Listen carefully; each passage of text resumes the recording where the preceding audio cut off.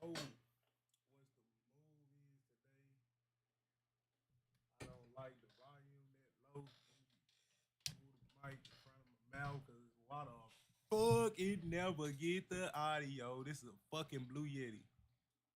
And it barely get the audio. It's probably something I gotta turn up or something, but I don't even know right now. But let's get into this live, man. What y'all on, bro? Tell me what y'all day like, what y'all doing. I'm trying to see what I'm finna do.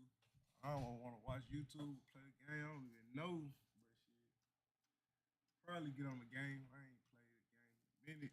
a minute. Just fully gaming for a couple hours. Got a couple cool games I want to try out. Why Bean MG will never be finished. They ain't gonna finish the game Hey Meta, take a photo. with me.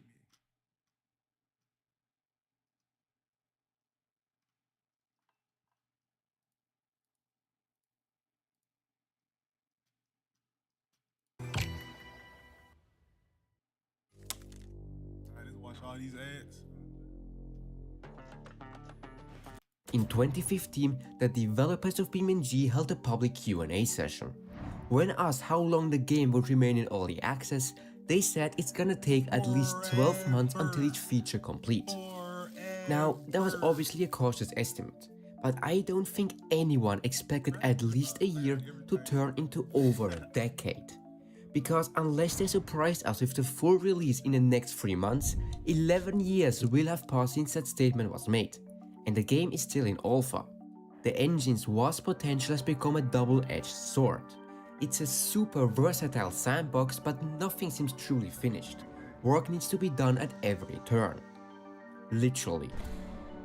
The game is trying to do everything at once. It has become the jack of all trades, but the master of none. I recently described this as an identity crisis, but nothing could have prepared me for the response. Over 1,000 of you flooded the comments to debate the state of the game. Half of you defended the developers, saying that perfection takes time and it's ready when it's ready.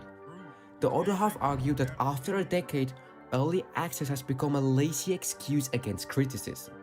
Clearly, the community is torn. So we have to ask, is BeamNG stuck in a perfectionist trap? Or is this forever alpha the only way a simulation this complex can survive?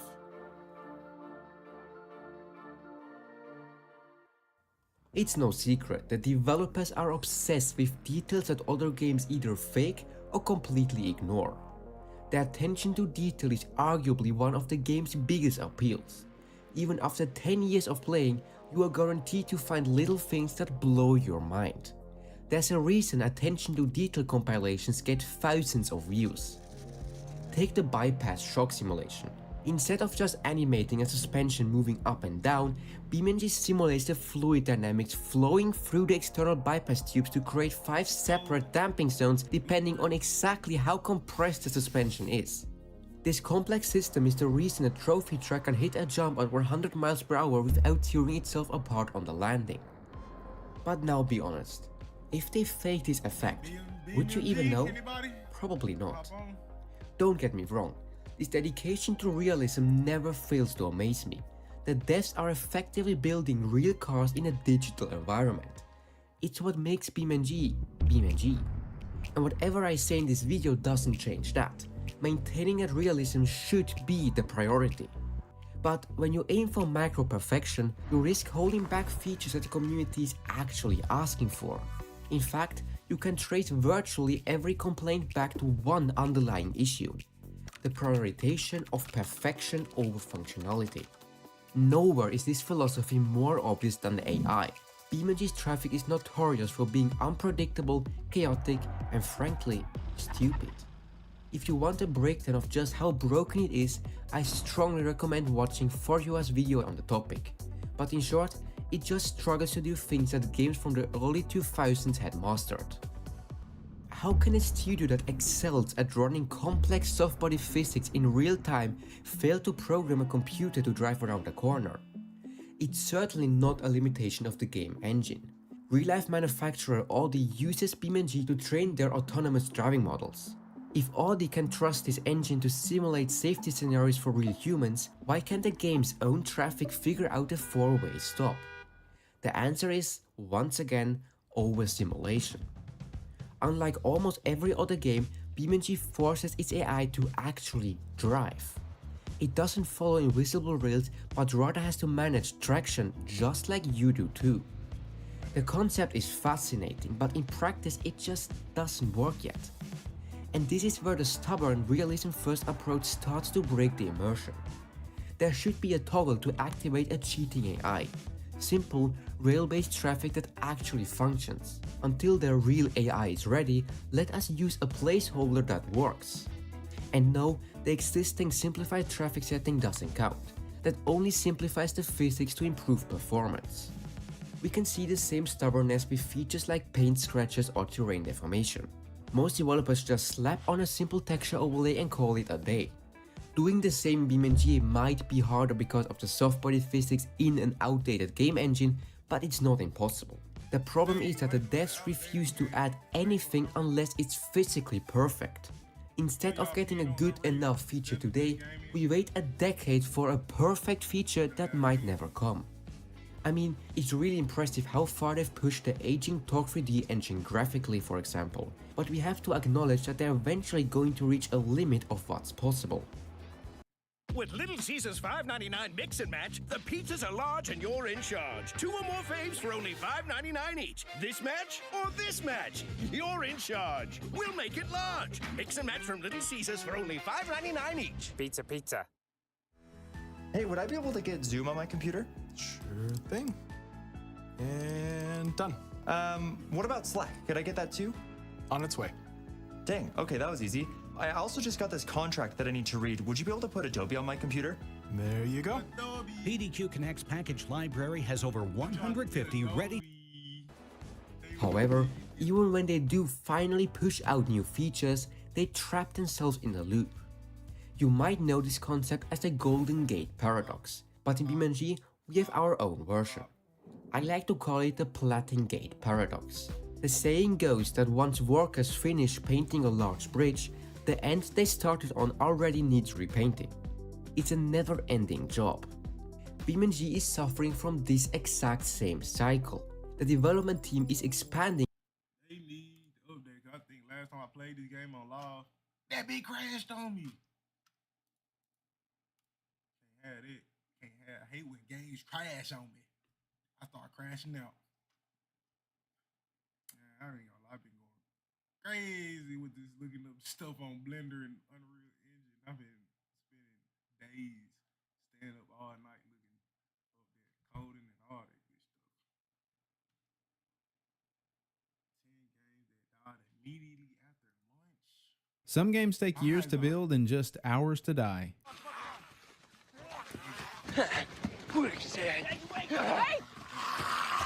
From the day before vanishing in just 4 days to the Culling 2 losing all its players overnight, we're counting down 10 games that completely collapsed the moment they went live. Let's get into it. First up is The Day Before. The Day Before was one of the most infamous gaming disasters in recent memory. Marketed as a massive open-world MMO survival game set in a post-apocalyptic America, it promised a mix of The Division's tactical gunplay, The Last of Us's grim aesthetic, and DayZ's survival mechanics. Developed by Fantastic, a relatively unknown studio at the time, it quickly became one of the most wish-listed games on Steam, largely thanks to sleek trailers and ambitious promises. But behind the scenes, red flags were everywhere. Development delays, legal trouble over the game's name, and a lack of transparency raised eyebrows. When The Day Before launched into early access in December 2023, the illusion shattered almost instantly. Instead of a sprawling survival experience, players were greeted with a buggy, half-finished extraction shooter with none of the promised MMO feature. There was no open-world exploration,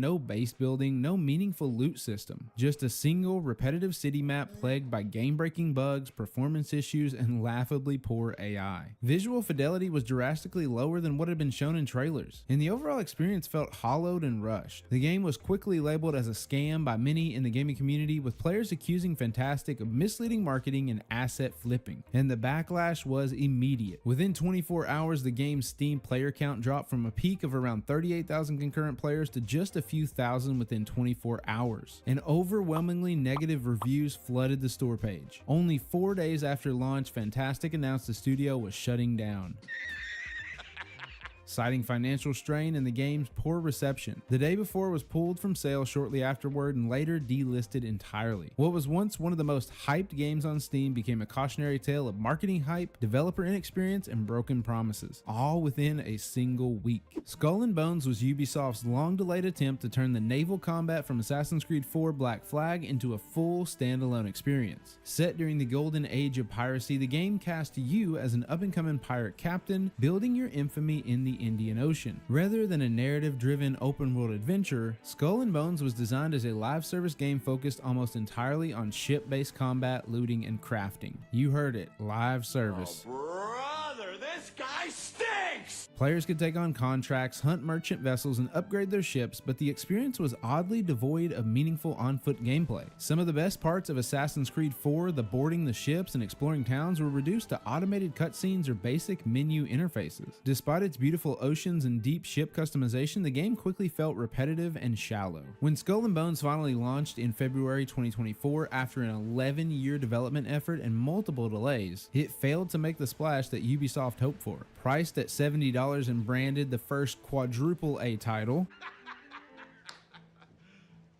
Serious? it landed to a lukewarm critical reception. The game did peak at around 850,000 players during its release week, but that number did include players using an 8-hour free trial. Actual sales were significantly lower and retention fell off sharply in the weeks that followed. On PC, particularly on Steam, the game never took off. Reviews were mixed and negative, citing repetitive gameplay, a lack of meaningful content, poor AI, and a confused identity between a single-player game and an MMO live service. Despite the efforts to support the game with new content, live service updates, and price cuts, Skull and Bones struggled to maintain a healthy player base. Critics called it a missed opportunity, especially considering how long it was in development and how much money had been spent, reportedly over $200 million.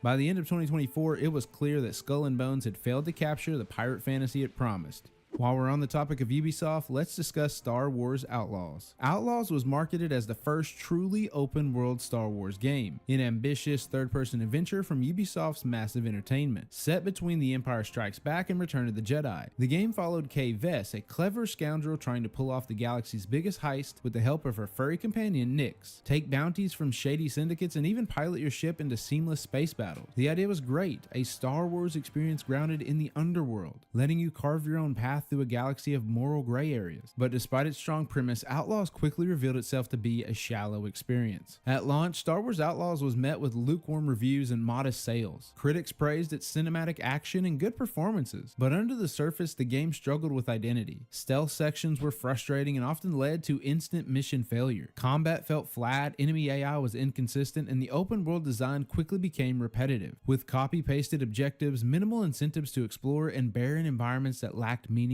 interaction. Even spaceship travel, while technically seamless, felt underused and limited. Though it sold around 1 million copies in its first month, the game fell short of Ubisoft's expectations. Despite Ubisoft's efforts to patch technical issues and release new story content, Outlaws never recovered, with the Ubisoft CEO later blaming some of its failures on the Star Wars franchise as a whole. The world felt beautiful but empty, the choices felt scripted rather than meaningful, and the live service framework didn't match the single-player story experience that many wanted. What could have been a landmark Star Wars title ended up as a disappointment. Radical Heights was a neon-drenched, 80s-inspired battle royale developed by Boss Key Productions, the same studio behind the failed hero shooter Lawbreakers. Launched into extreme early access on Steam in April 2018, the game tried to cash in on the booming success of Fortnite and PUBG by offering its own twist: arcade-style gunplay, BMX bikes, cash-based progression that carried between matches, and a game show aesthetic full of pastel colors, synthesizers, and retro flair. While the concept had personality, the execution was rushed. The project was pivoted into hastily after Lawbreakers had bombed commercially, and it was obvious the studio was scrambling for a quick win. The game saw an initial surge in attention, peaking at around 12,500 concurrent players on day 2 of release, but it couldn't hold the momentum. Within 2 weeks, Steam player counts had dropped by 82%, plummeting to just over 2,000 and continuing to spiral downward. Online communities quickly soured, with players noting how unpolished and incomplete the experience felt. Reviews described it as bare bones, janky, and clearly clearly unfinished. While popular streamers like Ninja and Dr. Disrespect gave it a temporary boost, the exposure wasn't enough to offset the deeper problem. Radical Heights wasn't ready, and worse, it wasn't all that fun. By May 2018, just 1 month after the game's debut, studio head Cliff Bleszinski announced that Boss Key Productions was shutting down. The game was delisted, servers were shut off, and all development ceased. Radical Heights joined Lawbreakers as a second major flop for the studio. In the end, Radical Heights became one of the fastest game collapses in modern history, remembered not for what it was, but for how quickly it burned out. If you're enjoying the video thus far, consider subscribing to the channel. It'd be greatly appreciated. Now, let's get back into it. Concord was a hero shooter developed by Firewalk Studios and published by Sony, positioned as a bold, big-budget entry into the competitive multiplayer space. Players joined 5-man squads made up of human and alien mercenaries, battling it out in fast-paced PvP modes. Despite a promising visual style and competent gunplay, critics and players alike found the experience deeply underwhelming.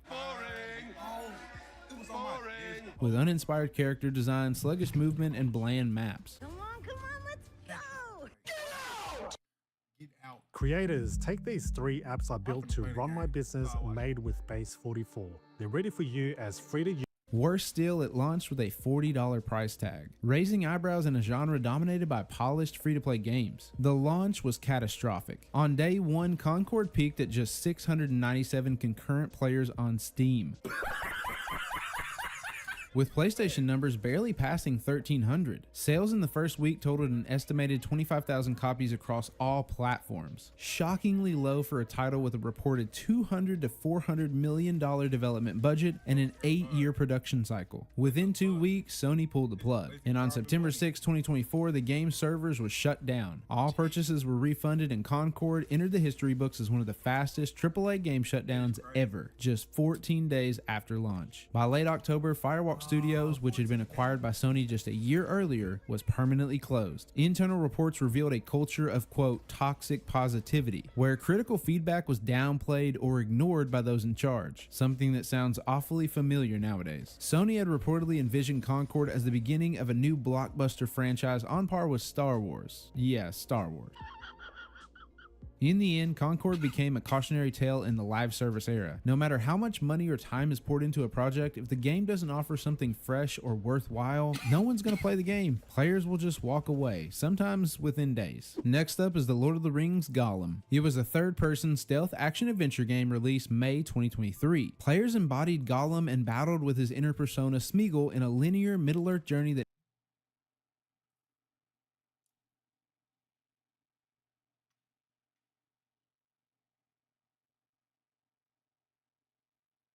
What? No, you I shot a lot of folk like you. What you mean, folk like me? Oh, you know,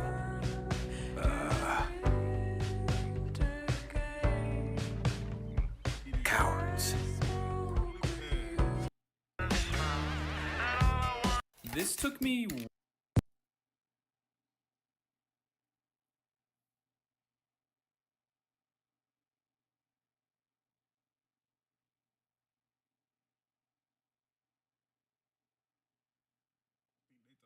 downloads.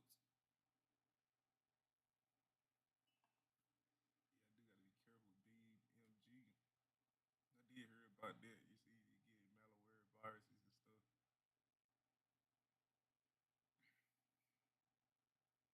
Yeah, I'm trying to learn though how to make a game and do Blender 3D graphic designs.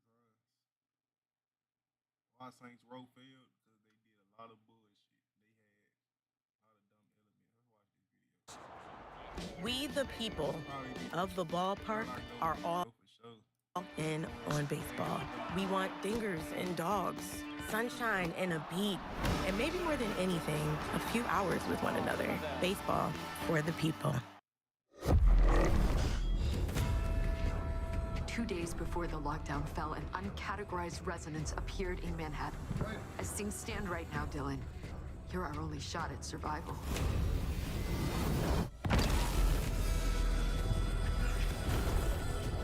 People can change. The past doesn't matter.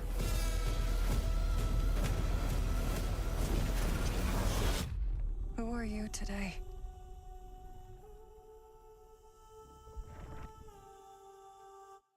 The Saints Row series went from being one of the only franchises that could compete with Grand Theft Auto to literally killing its parent company. What went wrong, and how did one developer lose nearly everything due to one failed game? Well, the story begins in the early 2000s when there was only one open world game that dominated the entire gaming landscape. And of course, it was Grand Theft Auto. The series seemed completely untouchable. That is, until two young companies worked together to introduce a worthy rival known as Saints Row. The first Saints Row game was developed by Volition and published by THQ way back in 2006. The game was a bit buggy and unpolished, but it was embraced by critics and players alike. It was brimming with personality and scratched a unique itch that gamers didn't even know they had. Volition was incredibly smart about how they tried to create a competitor to GTA. They knew that they couldn't beat Rockstar at their own game, and if they tried to publish a typical gritty shooter set in the city, their project would be dismissed as a knockoff. The only way to compete with Grand Theft Auto was to bring something new to the table. For Saints Row, it was the fact that the game didn't take itself too seriously. Where Grand Theft Auto was about realism, Saints Row was about fun. And this starts with the characters, who were exaggerated stereotypes of gangsters, with banter that was packed with fun, not so serious one-liners. The story follows your character as you help your fellow gang members take down rivals in the city of Stillwater. And while this first installment was much more serious than its successors, it still found a unique voice when compared to GTA. The writing was balanced, keeping the tone light while also allowing one to genuinely fall in love with the main protagonists. There were some deeper themes mixed in, with missions where you have to ragdoll your character into traffic to collect insurance money. It was the perfect balance, and the quirkiness of the game was held up by legitimately solid and engaging gunplay centered on the story's escalating gang war. Saints Row's combination of fun gameplay and unique humor quickly earned the young franchise a healthy fan base. By the end of the year, it had sold more than 1 million copies. Volition had the start of a real franchise on its hands. It was clear that Saints Row had a lot of potential, so both THQ and Volition knew that they had to be very intentional with their next moves regarding the series. They needed to turn their smash hit into an empire that could truly challenge Grand Theft Auto,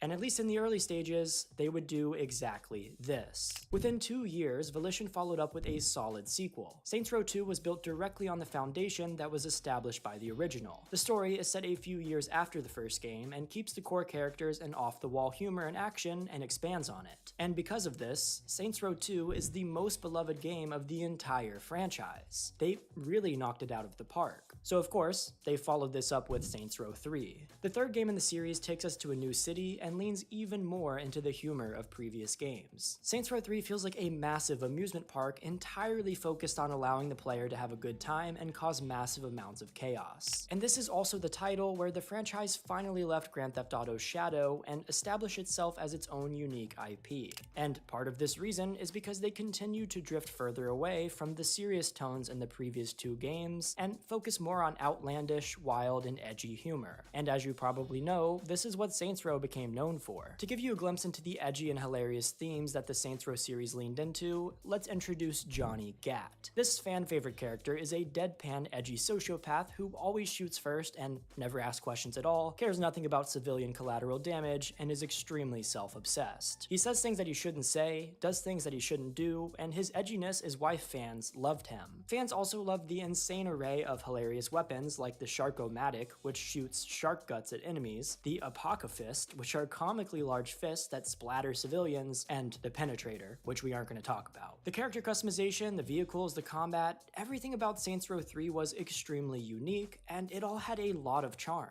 Volition used this quirky humor as a key differentiating factor to play Saints Row over Grand Theft Auto, and this is a big part of what helped it to excel as a franchise. The Saints Row series had climbed to the top and amassed support from fans and critics fairly quickly, but could this momentum last forever? Volition was in the process of developing an expansion for Saints Row 3 called Enter the Dominatrix, but as work was being done on this new spin-off, THQ, Volition's publisher, went bankrupt. This was bad, and it meant that funding for the new expansion and all future Saints Row projects was on hold. This could have very easily been the singular moment that killed Saints Row, but Deep Silver saved the day. The publisher Deep Silver won the bidding for both Saints Row and Volition, meaning that they took full ownership of the entire studio and would publish future Saints Row games. This was great news for Volition because it likely saved the entire franchise from being cancelled altogether. They now had the backing and financial support to continue to work on the series, and that little Saints Row 3 expansion project now had the potential to be turned into something larger, a full game.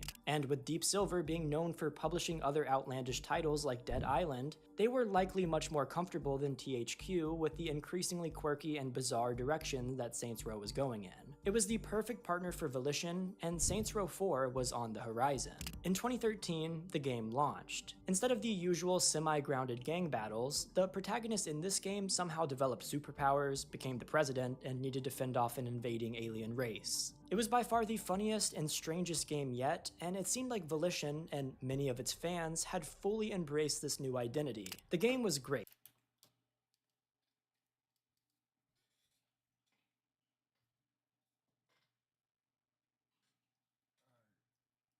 Well, for most. Despite the positive reviews, the release of the sequel was a mixed bag. Some fans felt that it had gone completely off the rails and lost itself. As much as the early games didn't take themselves too seriously, they still had respect for the characters and the narrative that they were spinning. Abandoning the core tension of grounded gang wars seemed like a misstep to a lot of people. Many fans wanted the game to go back to its roots. And ironically, Deep Silver would later attempt to do this, and like I said, as we all know,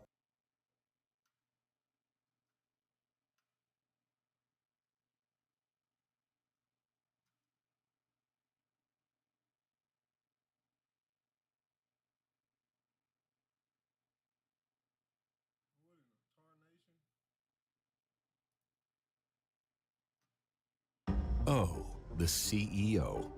Financial losses don't let her sleep. Well, she should control who enters the company's network. This boss is counting lawsuits instead of sheep. Next time, he must protect his employees' data. On July 4th, 2024, a Maserati was pulled over for speeding, and what seemed routine changed fast. The trooper smelled bag and a half-unzipped and saw the driver shaking badly. He wrote down his name but gave a fake birthday, so the trooper used the fingerprint scanner. The moment the real identity popped up, the driver sprinted to the Maserati, fired up its 425 horsepower, and launched onto the interstate.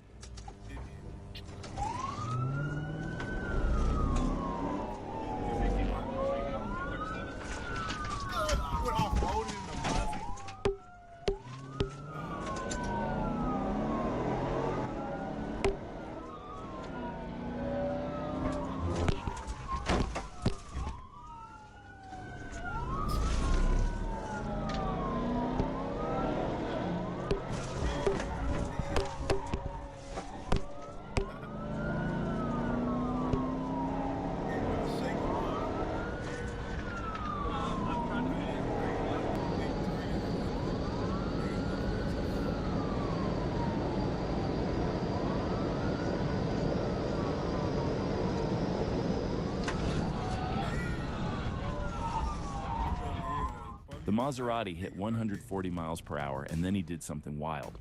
An unexpected lightning-fast dive on exit 27 at full speed. The trooper didn't expect it, but he reacted instantly and took the exit too. Even then, that Maserati created a huge gap in seconds, pulling away like a jet. But despite the distance, the trooper stayed locked in and quickly found him again.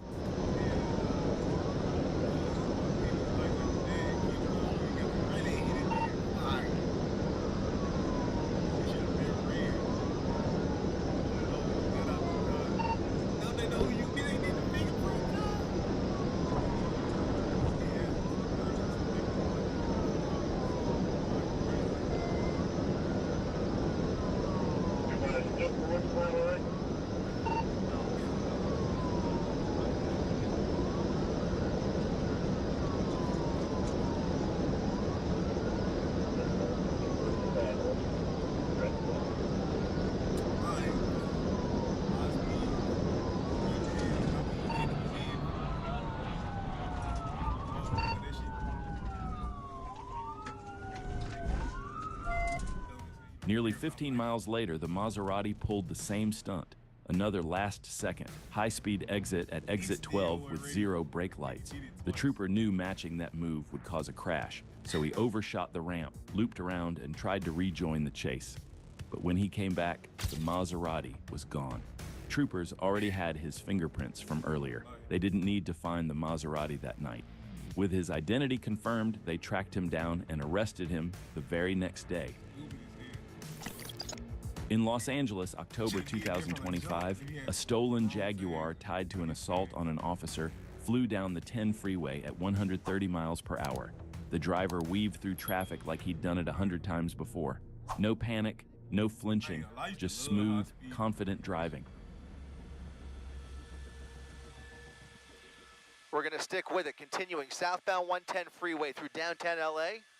Next interchange is going to be the 10 freeway, doing about 90 miles per hour, flying. This guy is flying past everybody, now upwards of 100, pushing 100 miles per hour. Southbound 110 freeway, coming up on the 10 in just about 10 seconds. Even with heavy traffic, the driver pushed the Jaguar close to 150 miles per hour, slicing through cars like they were standing still.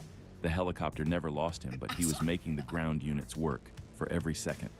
They let it go. He made his way into downtown LA, got on the 101 freeway, then sped right through downtown LA, off the freeway, got onto the 110 freeway just a few moments ago, and again, flying at upwards of 100 miles per hour southbound on the 110 freeway. They lost him momentarily. Now, as I mentioned, that helicopter has a visual once again, but right now there's nobody behind this Jaguar. Now, we believe it's a stolen Jaguar. We know there's obviously a driver in there, but unclear whether there's anybody else in there with him at this point.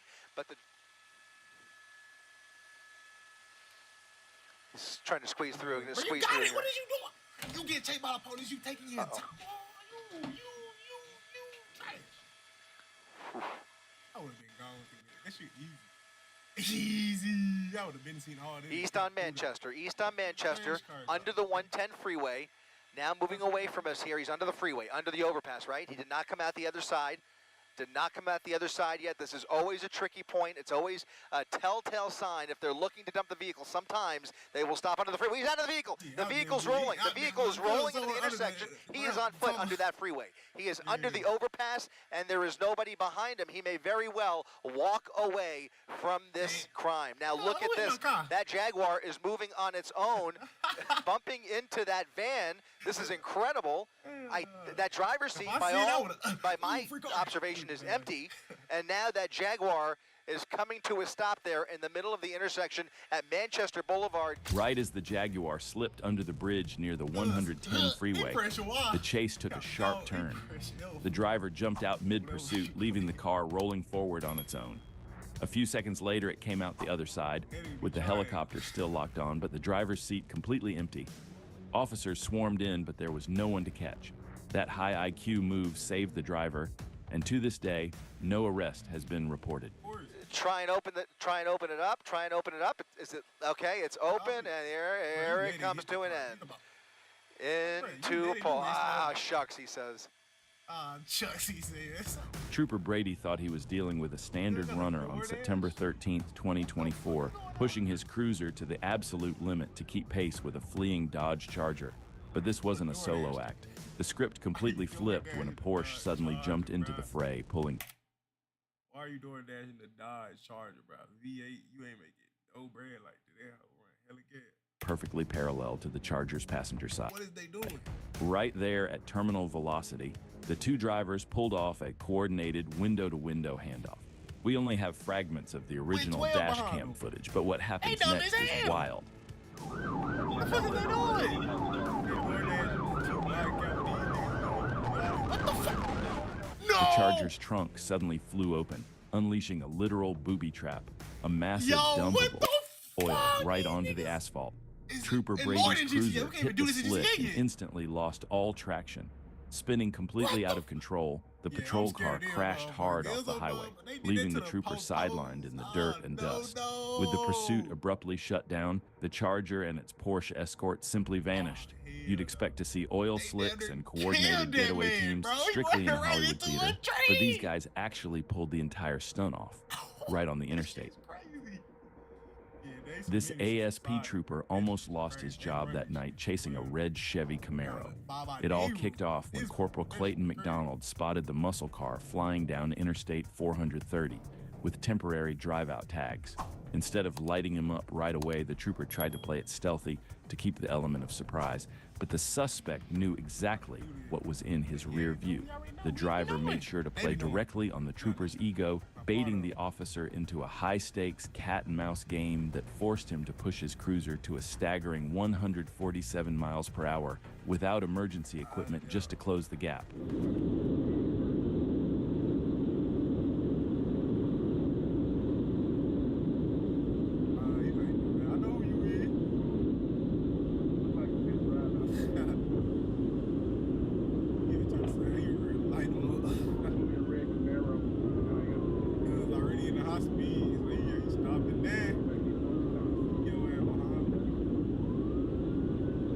Hey, nah, he ain't stopping 12 on him. He ain't playing 12 on the drive. He got a chase.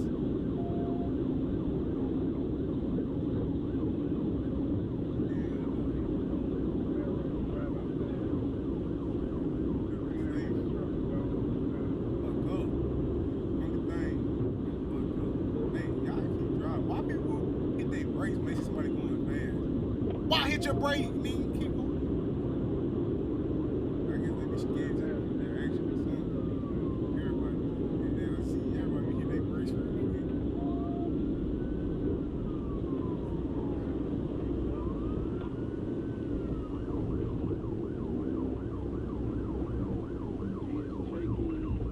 He's trying to get through the traffic.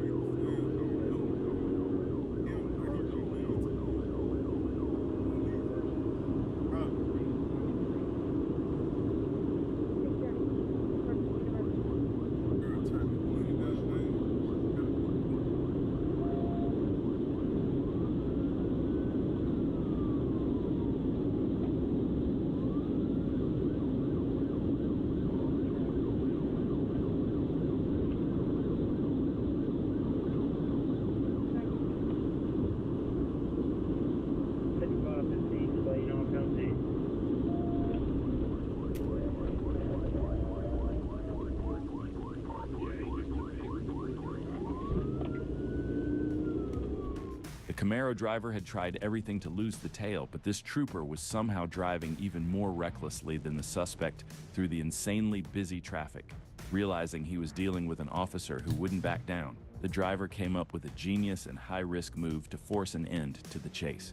While clocking 120 miles per hour, he abruptly swept from the far left passing lane all the way across the interstate to dive bomb the Woodrow exit. It was a dangerously smart play that completely boxed the cruiser out with zero chance to follow. The Camaro vanished into the night, leaving the trooper in the dust with a 10-day suspension and a seriously broken ego. 10-day suspension. This one didn't end with speed. It ended with a chess move that hit pride harder than a pit ever could. On April 14th, 2023, at night, ASP Trooper David Robinson spotted a racer Dodge Charger coming out of Little Rock and locked onto it. Lights came on, adrenaline kicked in, and the chase was on. Little Rock. Night, ASP Trooper David Robinson spotted a racer Dodge Charger coming out of Little Rock and locked onto it. Lights came on, So he harassed him, basically. adrenaline kicked in, and the chase was on.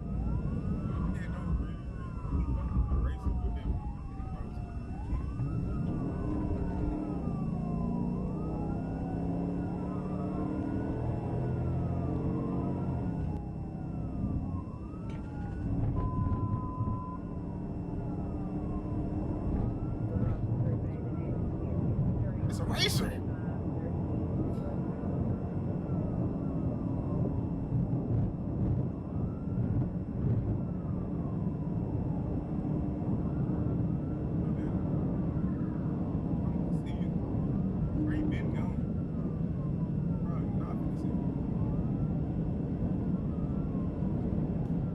After merging onto the interstate, the Charger pulled a high IQ move no one expected, not the trooper and not even many viewers. He slid into the far left lane and slowed down. The trooper blew right past him without realizing it was the Charger. Moments later, the trooper pushed up to 130 miles per hour, hoping to find him ahead on the interstate, not realizing the Charger was already miles behind. On March 28, 2024, in Little Rock, Trooper Killian spotted a black Honda Civic riding too close with a paper tag. This wasn't your average Honda. The second he lit it up, the Civic roared to life, blasting past 113 miles per hour.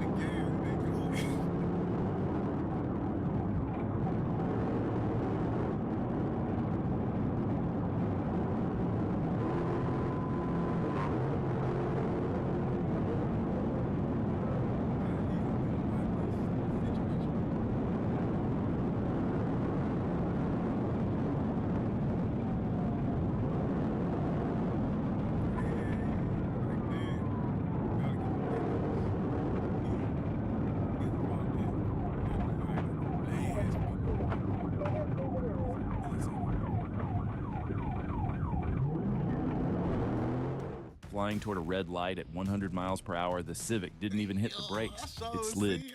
Flying toward a red light at 100 miles.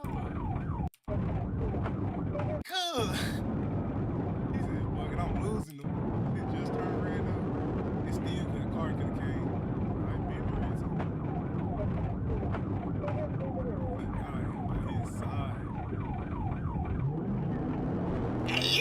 Flying toward a red light at 100 miles per hour, the Civic didn't even hit the brakes. It slid between two cars, missing them by inches. One risky move saved the Honda Civic that night. After cutting its headlights and slipping into the dark streets, the car vanished. Trooper Killian chased until Woodrow and Asher, but the Civic was gone, forcing the officer to call off the pursuit. On Clayton County streets, a Black Hawk deputy spotted a Dodge Charger Hellcat with a suspended tag. The second he tried to pull it over, the Hellcat punched it, roaring past 700 horsepower, leaving Black Hawk scrambling to keep up.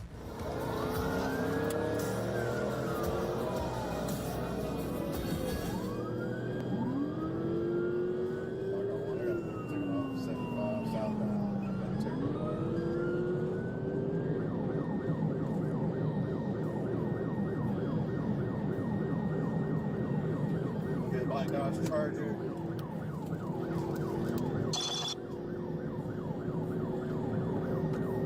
Speeds are 114 coming up to Tech Boulevard.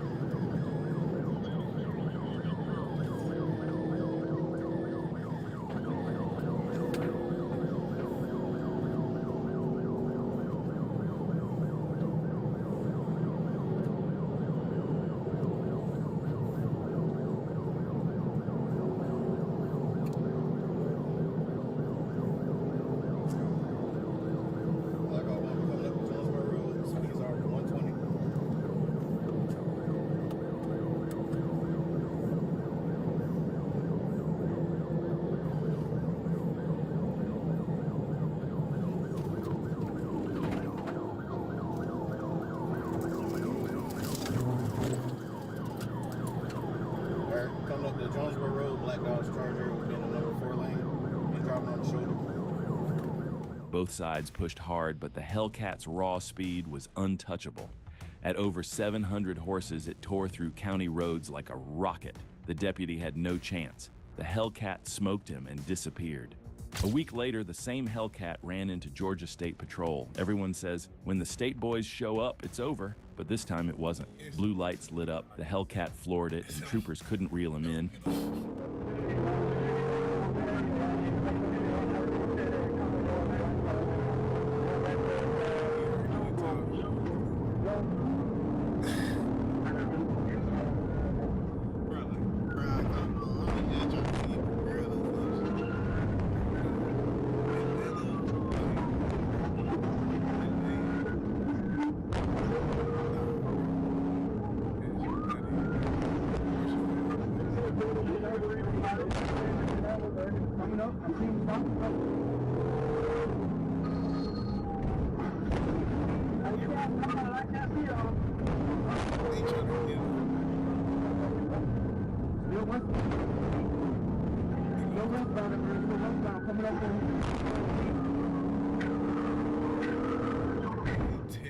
Two legendary units, Blackhawk and GSP, both left in the dust. The Hellcat remained undefeated, a muscle car ghost on Georgia highways, proving once again that sometimes horsepower wins. This chase is proof you don't need a NASCAR build to outrun police. Sometimes all it takes is creativity and a little risk.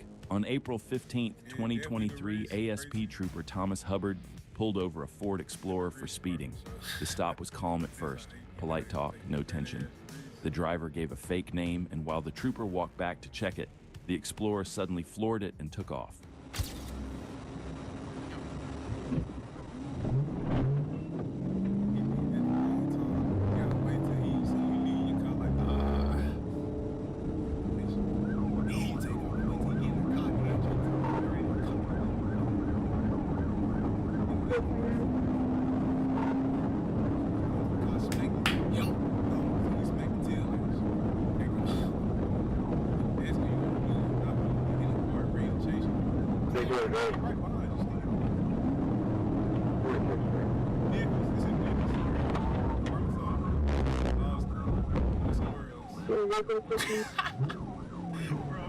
At around 100 miles per hour, the Explorer pulled off something nobody expected. At the last possible second, the driver cut hard for a right side exit, threading past a semi by inches. It was smooth, risky, and perfectly timed, the kind of move you don't expect from an Explorer. That single decision blew the chase wide open. The trooper lost him. The search came up empty, and after about 4 minutes, it was called off. The driver was never found. The Ford Mustang 5.0 is practically a purpose-built getaway machine, pushing 480 horsepower straight from the factory and easily clearing the 500 mark with a few basic tunes. It's an absolute nightmare for standard patrol cruisers. In the middle of the night on May 3rd, 2026, a trooper spotted a glaringly familiar sight, a bright orange 5.0 running fake tags. This wasn't just a random traffic stop. This was the exact same car that had left this very trooper in the dust just 1 week earlier. The moment the blue lights flashed, the Mustang didn't hesitate. The driver was more than ready to run it back and embarrass the officer all over again.